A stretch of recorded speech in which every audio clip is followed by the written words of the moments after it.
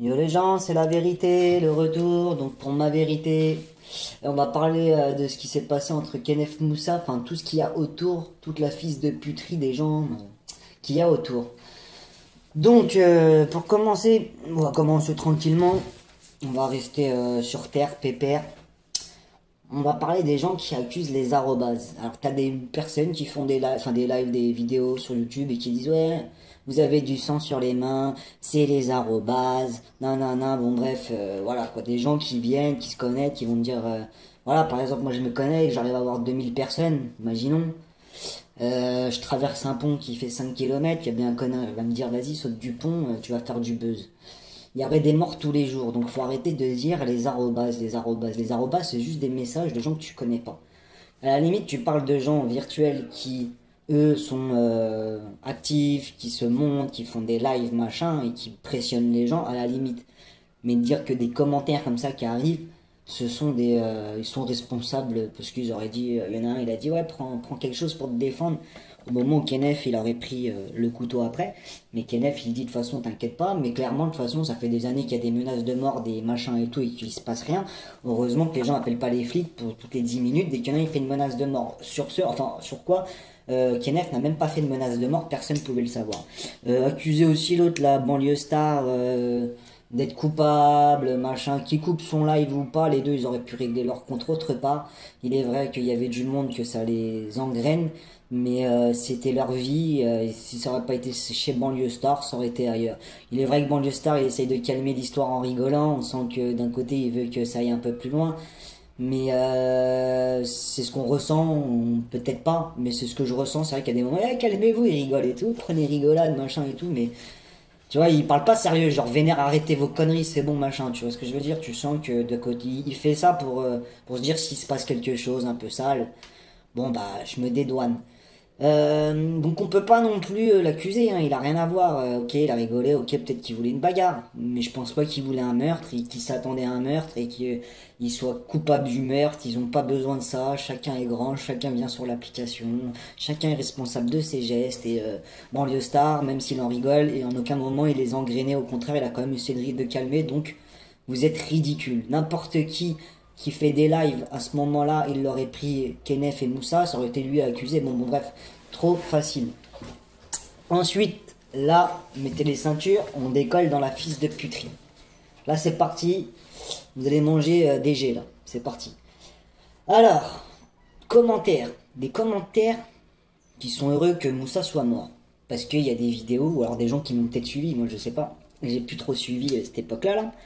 Mais les seules vidéos que j'ai vues de Moussa, c'est vrai que c'est les plus vénères. De toute façon, ce qu'on poste sur YouTube, c'est pas les histoires mielleuses, c'est pas ce qui buzz, c'est les histoires vénères. Donc forcément, il y a que des vidéos qui montrent Moussa toujours énervé, qui se revendique de la rue à fond, qui force beaucoup. Il est vrai. Bon.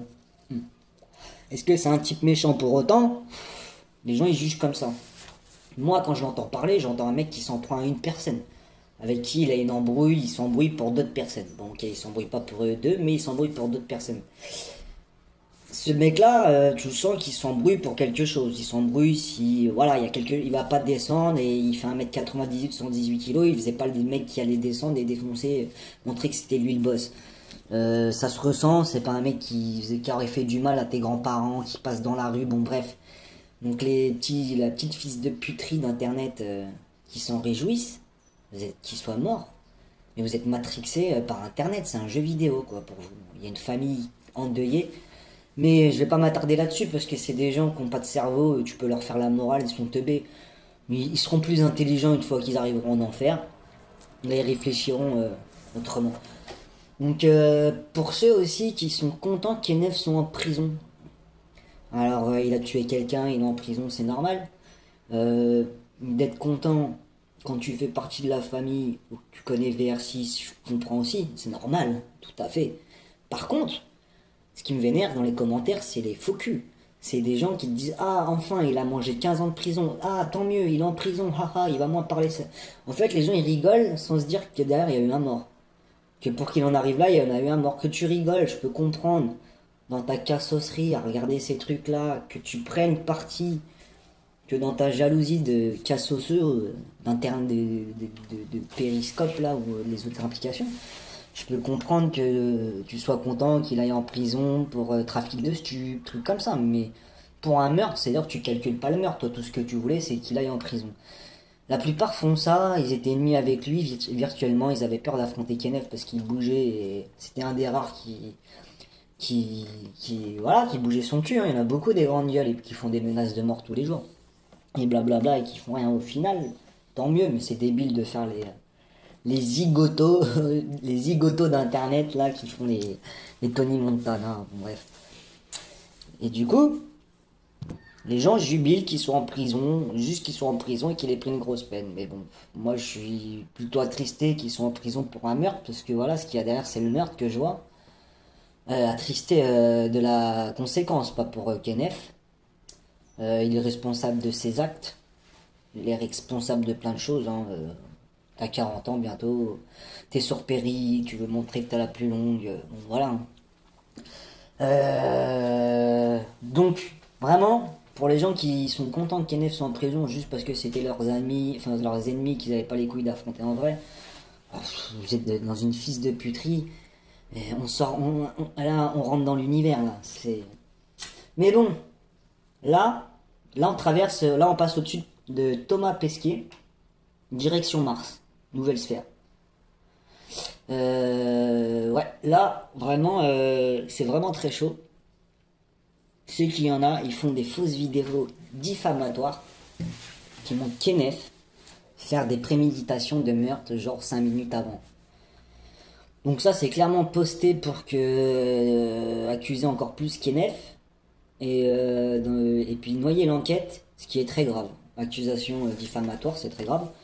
Sachant que les personnes qui postent ce genre de vidéos sont au courant, notamment Info France, c'est une chaîne YouTube qui fait de la désinformation. Voilà, je dis ça si les enquêteurs passent sur la vidéo. Ce monsieur s'amuse, au-delà des enquêteurs, on va parler aux gens normaux, pour vous montrer la fisse de puterie.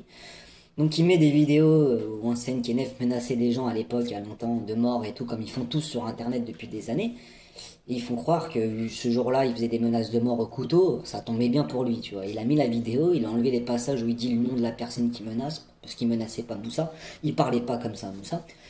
Et du coup, bon, ils veulent incriminer encore plus Kenneth. Kenneth, il a une évolution physique due à ses bagarres que tu peux dater ses vidéos. Je m'explique. Pour ceux qui connaissent, il a perdu un doigt, il a perdu des dents. Il a perdu 1, 2, 3, 4 en temps différents. Et donc dans les vidéos où tu vois qu'il fait des préméditations, déjà il lui manque juste une dent de devant, alors que le jour du meurtre, il lui en manquait 5 devant. Celle du haut, il n'y en avait plus. T'as l'impression qu'il avait enlevé un dentier quand il fermait sa bouche. Donc les vidéos de préméditation où il a ses dents, ça date d'il y a longtemps. C'est facile à savoir surtout. Ce qui est encore plus accablant, c'est que c'est sur Periscope. Periscope, une application qui s'est arrêtée le 31 mars 2021, je rappelle, 12 jours avant le meurtre. Donc c'est impossible que 5 minutes avant, il puisse faire des préméditations sur une application qui n'existe plus. Donc, puis on pourrait en relater des trucs, des preuves. Ses cheveux, regardez la taille de ses cheveux du moment où...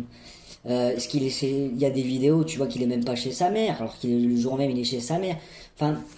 Les enquêteurs sont pas teubés et verront par eux-mêmes que ces vidéos sont mythos, et j'espère qu'ils s'attarderont sur les gens un peu comme Info France, là, ces chaînes YouTube, qui sont totalement, qui font ça volontairement, parce que vous regardez leurs chaînes, c'est des chaînes de cas sociaux, des chaînes qui rediffusent les trucs de cas sociaux, donc c'est une chaîne pour cas sociaux qui rediffuse les trucs de cas sociaux. Et si tu regardes bien ces vidéos d'avant, bizarrement, tu peux accéder aux commentaires, pas de soucis. Mais les vidéos diffamatoires, bizarrement, il a bloqué les commentaires parce qu'il sait que les gens ils vont dire non, ça celle-là date de 2 ans, une de 6 mois, parce qu'elle date ces vidéos. Bref.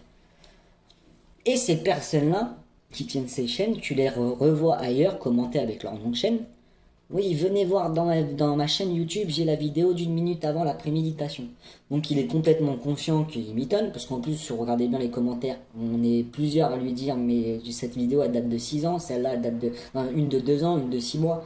Et non, vous êtes des mythos, vous êtes des jaloux. Donc on est des jaloux parce qu'ils téléchargent des vidéos de cas sociaux et on serait jaloux parce qu'on mentirait ou je sais pas quoi. Mais bon, bref, ces vidéos elles sont probables. On voit ces chicots, on voit sur Periscope. Donc le fait qu'ils mentent et qu'ils nous accusent machin, on sent qu'ils sont totalement Info France est totalement volontaire de ce qu'il fait. Il est conscient qu'il ment et qu'il va enfoncer Kenneth et il se rend pas compte que ça peut aller loin, ça, ces genres de vidéos. Donc je vais les filmer, screener, comme ça s'il efface, il y aura les preuves. Donc dans cette fils de puterie, là, ouais, on a passé Thomas Pesquet. Hein. Là, je vous dis les mecs, pour la prochaine, vous êtes pas prêts. Là, vous êtes pas prêts, direction Mars, on a passé Mars, ça y est, c'est fait.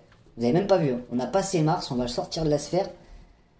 Et deuxième partie, là on va parler de Spartiate. Je voulais pas tirer sur les ambulances, parler des gens qui avaient autour. Mais il a fait une vidéo diffamatoire très très grave. Et j'étais obligé, du coup je voulais faire une vidéo sur tout ça, j'avais pas la motivation, mais alors là Spartiate il m'a motivé. Donc on va faire une vidéo spéciale Spartiate, la deuxième partie. Je suis désolé mais il y a des choses à dire, il faut que cette vidéo elle tourne plus. Donc je voulais pas qu'on soit emmerdé par tout ce que j'ai dit là sur celle-ci.